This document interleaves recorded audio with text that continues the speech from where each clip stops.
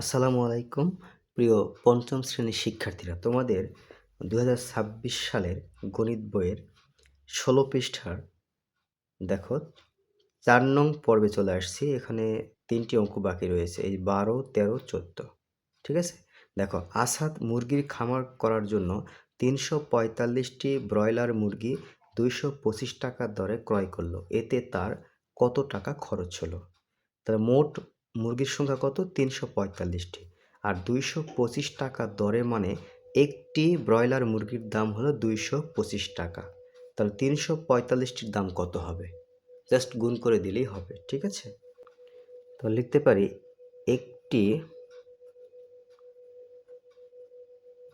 একটি মুরগির দাম 225 টাকা। সুতরাং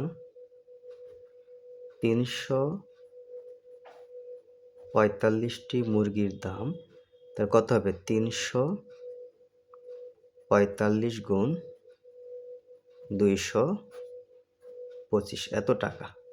এটা গুণ করব তাহলে হবে। তো আমি গুণটা এখানে দেখাই। 345কে 225 দ্বারা গুণ করতে হবে। 5 5 25, 5 হাতে আছে 2, 4 5 20 আর 2 22, হাতে আছে 2, 3 5 15 আর 2 কত? 17। এরপর 0, 5 দুগুণে 10 শূন্য, হাতে আছে 1, 4 দুগুণে 8 আর 1 9, 3 দুগুণে 6। এরপরে আমি 2টা শূন্য দেব। আবার 5 দুগুণে 10 শূন্য, হাতে আছে 1, 4 দুগুণে 8 আর 1 9, 3 দুগুণে 6। এখন যোগ করো, 5 2 9 আর 7 কত? 16, হাতে আছে 1, 1 আর 9 10, 10 6 16, 17। কত পেলাম? এত টাকা। কত? 77,625 টাকা। 77,625 টাকা। এটাই কিন্তু উত্তর হবে। একটি মুরগির দাম এত টাকা, 345টি মুরগির দাম কত? 77,625 টাকা। 13 নং, একটি আলমারিতে 560টি বই রাখা যায়। এরকম কতটি আলমারিতে 3,79,680টি বই রাখা যাবে? তাহলে একটি আলমারিতে 560টি বই রাখা যায়। এখন কতটি আলমারিতে এই যে মোট 3,79,680টি বই রাখা যাবে? তাহলে এই সংখ্যাটাকে এটা দিয়ে ভাগ করলেই অঙ্কটা হয়ে যাচ্ছে। ঠিক আছে, তাহলে আমরা লিখতে পারি যে 560টি বই রাখা যায় একটি আলমারিতে। ঠিক আছে, এতটি বই, 560টি বই রাখা যায় একটি আলমারিতে। সুতরাং একটি বই রাখা যায়, তাহলে উপরে 1 হবে, নিচে 560। সুতরাং 3,79,000 কত? 3,79,680 এতটি বই রাখা যাবে। তাহলে এই 3,79,680 উপরে হবে আর নিচে হলো 560 এতটি, অর্থাৎ 3,79,680কে 560 দিয়ে ভাগ করতে হবে। ঠিক আছে, তো দেখো আমি এটা ভাগটা তোমাদের এখানে করে দেখাচ্ছি। 560 দ্বারা ভাগ করব 3,79,680। তো দেখো এখানে 3টে অঙ্ক মানে 560, এখানে 3টে অঙ্ক মানে 379। তাহলে ভাগ যাচ্ছে না, আরেকটা অঙ্ক নিতে হবে এই পর্যন্ত। হ্যাঁ, তাহলে 5 দ্বারা 37কে ভাগ করো। 5 37-এর মধ্যে কতবার যাবে? 5 7 35। হ্যাঁ, 7। তাহলে 7 দ্বারা গুণ করে দেখি কত হয়। এইখানে গুণ করে দেখি, এখানে কত? 560কে যদি আমি 7 দ্বারা গুণ করি কত হয় দেখো, 7 শূন্য শূন্য, ছয় সাতা 42-এর 2, হাতে আছে 4, 5 সাতা 35 আর 4-এ কত 39, 3920। এখানে আছে 3796, বেশি হয়ে গেছে। তাহলে 7 দিয়ে গুণ করলে হবে না, এটাকে 6 দিয়ে গুণ করতে হবে। তাহলে 560কে আমি 6 দিয়ে গুণ করব। 6 দিয়ে গুণ করলে দেখো 0, 6 6 36-এর 6, হাতে আছে কত 3, 5 6 30 আর 3-এ 33, 3360, 3360। তাহলে এখানে 6 লিখলাম, এখানে 6 আর এখানে 3360। ওকে, এখন বিয়োগ করি। 6, 9 থেকে 6 বিয়োগ করলে কত হবে 3, 7 থেকে 3 গেলে এখানে 4, পরবর্তী অঙ্ক নামালাম 8। এখন কতবার যাবে দেখো, 43কে 5 দ্বারা ভাগ করো, 5 8টা 40। তো দেখো 8 দিয়ে গুণ করতে হবে, ঠিক আছে, 8 দিয়ে গুণ করে দেখতে হবে ভাগ করা যায় কিনা। তাহলে 560, দেখো আমি এই 560কে 8 দ্বারা গুণ করব। 8 দ্বারা গুণ করলে দেখো 8 0 0, 6 48-এর 8, হাতে আছে 4, ঠিক আছে, 8 5 40 আর 4-এ কত 44, 4480। এখানে আছে 4368, বেশি হয়ে যায়। তাহলে 7 দিয়ে গুণ করতে হবে। দেখো এখানে 7 দিয়ে গুণ করে কত পেয়েছিলাম 3920, এটা নিতে পারবো। তাহলে এখানে হবে 7 আর এখানে হবে 3920। এখন বিয়োগ করো 8, 6 থেকে 2 বিয়োগ করলে 4, 9 আছে কত হলে 12, 9 আছে কত হলে 9 আছে কত হলে 13। আবার দেখো 8, 6 থেকে 2 বিয়োগ করলে 4, 9 আছে কত হলে 13, 9 আর 4-এ 13, 4, ঠিক আছে। পরবর্তী অঙ্ক কি, 0 নামালাম। এখন এই 5 দ্বারা 44কে মনে মনে ভাগ করো। এই 5 44-এর মধ্যে কতবার যাবে 5 নং 45, বেশি হয়ে যায় 5 8টা 40, 8 বার। 8 দিয়ে গুণ করে দেখো কত পেয়েছিলাম 4480, মিলে গেছে। তাহলে এখানে 8 হবে, 8 বার দিলে 4480 আমার মিলে গেছে। তো দেখো বন্ধুরা, এখানে এটা ভাগ করলে পাচ্ছি কত, বা কাটাকাটি করলে, এখানে কাটাকাটি করলে পাচ্ছি কত 678, 678টি আলমারি, অর্থাৎ 3,79,680টি বই রাখতে 678টি আলমারির প্রয়োজন হবে। এটাই উত্তর। আশা করি বুঝতে পেরেছো। এবার দেখো 14 নং, একজন পেঁয়াজ ব্যবসায়ী 1880 টাকা দরে 1264 বস্তা পেঁয়াজ ক্রয় করলেন। তিনি প্রতি বস্তা পেঁয়াজ 2150 টাকা দরে বিক্রয় করলেন। পেঁয়াজ ক্রয় বাবদ তার কত টাকা খরচ হলো, পেঁয়াজ বিক্রির পর তার কত টাকা লাভ হলো। তাহলে এখানে বলেছে 1880 টাকা দরে, মানে কি এক বস্তা পেঁয়াজের দাম 1880 টাকা, সে মোট 1264 বস্তা পেঁয়াজ কিনেছে। তার মানে এই 1264 গুণ 1880 করলেই কিন্তু ক নাম্বারটা হয়ে যাবে। আর পেঁয়াজ বিক্রি করে কত টাকা লাভ হলো এটা বের করতে হলে, তাহলে আবার দেখো সে এই এক বস্তা পেঁয়াজ 2150 টাকা দিয়ে বিক্রি করেছে। তাহলে মোট পেঁয়াজ বস্তা ছিল কত 1264, তাহলে 1264 গুণ 2150, এটা করলে বিক্রয় মূল্য পাবো। সেই বিক্রয় মূল্য থেকে এই যে ক থেকে ক্রয় মূল্য পেয়েছি এটা বিয়োগ করে দেব, তাহলে কিন্তু লাভের পরিমাণটা পেয়ে যাচ্ছি। তো চলো শুরু করি। তো 14 ক, এখানে লিখতে পারি যে এক বস্তা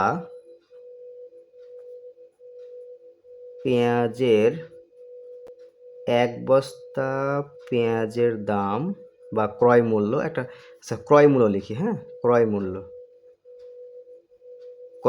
মূল্য এক বস্তা পেঁয়াজের ক্রয় মূল্য কত টাকা 1880 টাকা এক বস্তা পেঁয়াজের। সুতরাং 1264 বস্তা পেঁয়াজের ক্রয় মূল্য অবশ্যই বেশি হবে। তো 1264 গুণ 1880, এটা গুণ করতে হবে, ঠিক আছে। তো এই গুণটা এখানে তোমাদের করে দেখাচ্ছি। 1264 আর কত 1880 গুণ করো।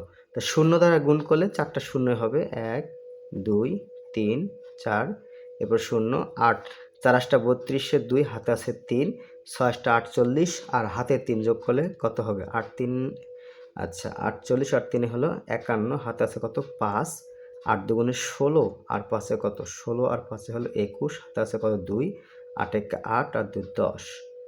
ওকে, এরপরে 8 দ্বারা গুণ শেষ, তাহলে এখানে শূন্য হবে 2টা। দেখো এই 8 দিয়ে গুণ করে পেয়েছিলাম কত, এই যে এই সংখ্যাটা পেয়েছিলাম শতক 10,112। তাহলে এখানে আবার এটাই হবে, দেখো এই 8 দ্বারা গুণ করলে তাহলে কত হবে, এটাই কিন্তু হবে, এই 2 এখানে হবে, এখানে 1, এখানে 1, তারপর হলো 0। ঠিক আছে, 1 2 3 4 5, 1 2 3 4 5। ওকে, এরপরে দেখো 8 দ্বারা গুণ করা শেষ, এবার 1 দ্বারা গুণ করবো, তাহলে এখানে শূন্য হবে 2 3টা। হ্যাঁ, তাহলে 4 একে 4, 6 একে 6, 2 একে 2 আর 1 একে 1। এখন যোগ করো, যোগ করলে এখানে কত হবে, 0, এখানে 2, এটা যোগ করলে 3 হবে, এখানে 4 6, ঠিক আছে 6। এরপর দেখো কত হয় এখানে 7, এখানে কত হবে 3 2, একক দশক শতক হাজার অযুত লক্ষ, 23,76,320 টাকা। 23,76,320 টাকা, এটা কিন্তু ক্রয়ের উত্তর। তাহলে পেঁয়াজ ক্রয় বাবদ তার খরচ হয়েছে কত, 23,76,320 টাকা। এটাই কিন্তু আমাদের উত্তর। উত্তর হলো 23,76,320 টাকা। ক নাম্বার শেষ। খ নং করার জন্য আমরা ক থেকে যেটা পেয়েছিলাম সেটা লাগবে, ঠিক আছে, ওটা পরে আমি লিখবো। আগে আমরা বিক্রয় মূল্য বের করব। তাহলে এখানে লিখতে পারি যে এক বস্তা পেঁয়াজের, এক বস্তা পেঁয়াজের বিক্রয় মূল্য, বিক্রয় মূল্য কত টাকা দেওয়া আছে, 2150 টাকা। ঠিক আছে, 2150 টাকা। সুতরাং 1264 বস্তা পেঁয়াজের বিক্রয় মূল্য কত হবে, তাহলে 2150 গুণ 1264 এত টাকা। ওকে, তো এটা গুণ করতে হবে সেমভাবে। তাহলে এখানে লিখি 2150, নিচে হলো 1264। তো 4 দিয়ে গুণ করলে 4 0 0, 4 5 20 শূন্য, হাতে আছে 2, 4 একে দেখো 4 5 20 শূন্য, হাতে আছে 2, 4 একে 4, 2 6, তারপর হলো 4 দুগুণে 8। এবার শূন্য দিলাম, 6 0 0, 5 6 30 শূন্য, হাতে আছে 3, 6 কে 6, 8 3 9, 6 দুগুণে 12। এরপরে আমি 2টা শূন্য দিব, একটা 2টা, এরপরে 2 দিয়ে গুণ করবো, 2 0 0, 5 দুগুণে 10 শূন্য, হাতে আছে 1, 2 কে 2 আর কে 3, 2 দুগুণে 4। এরপরে 1 2 3টা শূন্য, 1 2 1 2 3টা, 1 দ্বারা গুণ করলে 1 0 0, 5 কে 5, 1 একে 1, 2 একে 2। এখন যোগ করো, 0 0, ঠিক আছে 6, 8 এর সঙ্গে 9 যোগ করলে কত, 8 8 17, হাতে আছে 1, 3 3 6 6 5 6 11, 1, হাতে আছে 1, 2 4 3 6 1 7। তাহলে কত পেলাম, এটা একক দশক শতক হাজার অযুত লক্ষ 27,17,600। এটা হলো বিক্রয় মূল্য 27,17,600, 27,17,600 টাকা। এটা হলো কি বিক্রয় মূল্য। দেখো এটা বিক্রয় মূল্য, এটা ক্রয় মূল্য। এখন এখানে আছে 27,17,600 টাকা, আর এখানে 23,76,320। একক দশক শতক হাজার অযুত লক্ষ 23,76,320। তাহলে ক্রয় মূল্য কম, বিক্রয় মূল্য বেশি, তাহলে লাভ হয়েছে। ঠিক আছে, তাহলে এই টাকা থেকে এই টাকা বিয়োগ করে দিলে হয়ে যাচ্ছে। ঠিক আছে, সুতরাং এখানে বলা হয়েছে তার লাভ কত। হ্যাঁ, সুতরাং তার লাভ হলো, লাভের সূত্র হলো বিক্রয় মূল্য বিয়োগ ক্রয় মূল্য। তাহলে এখানে বিক্রয় মূল্য 27,17,600, 27,17,600। এখান থেকে বিয়োগ করব, ক থেকে পেয়েছিলাম 23,76,320 320 এত টাকা। ঠিক আছে, এই 27,17,600 থেকে 23,76,320 বিয়োগ করতে হবে। তো দেখো এই বিয়োগটা আমি রাফ ছাড়াই করে দিচ্ছি তোমাদের, তারপর রাফ করে দেখাই, সুবিধা হবে রাফ করে দেখাই। 27 লক্ষ কত, 17,600, আর এটা হলো 23 লক্ষ কত, 23,76,320, এটা বিয়োগ করব। ঠিক আছে, দেখো এটা বিয়োগ করলে 0, এখানে কত হবে 8, হাতে আছে 1, 4, 6 থেকে 4 বিয়োগ করলে 2, 7 থেকে 6 বিয়োগ করলে 1, 7 আছে কত হলে 11, 7 4 11, 4 হবে, হাতে আছে 1, 1 3 4, 7 থেকে 4 গেলে 3, তাহলে কত পেলাম 3,41,280, একক দশক শতক হাজার অযুত লক্ষ, 3,41,280, 3,41,280 টাকা, এটাই কিন্তু আমাদের উত্তর। তো শিক্ষার্থীরা এখানে ভিডিওটি শেষ করলাম। যদি ভিডিওটি ভালো লাগে অবশ্যই সাবস্ক্রাইব করবে।